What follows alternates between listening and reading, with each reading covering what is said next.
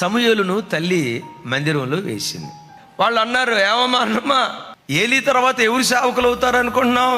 ఏలీ పిల్లలో నీ కొడుకు ఎంతకాలం అక్కడ సేవ చేసినా వాళ్ళు తొక్కేస్తారు, అణిచేస్తారు.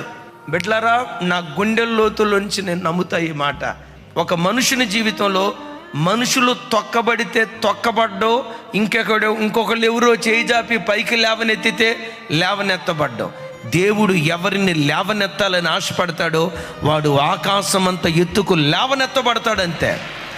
దేవుడొక్కడు నిన్ను కనికరిస్తే, దేవుడొక్కడు మనసులో ఉద్దేశించి ఆయన దయగలిగిన బాహువు చాపితే ప్రపంచమంతా నీకు విరోధంగా పనిచేయొచ్చు. వీళ్ళ కుటుంబాన్ని తొక్కాలి, వీళ్ళ పిల్లల్ని తొక్కాలి, వీళ్ళ సేవను తొక్కాలని ప్రపంచమంతా వ్యతిరేకంగా లేచిన వారి కళ్ళ ఎదుటే ఒక విప్లవం, ఒక కెరటంలాగా దేవుడు నిన్ను లేవనెత్తడం ప్రారంభిస్తాడు.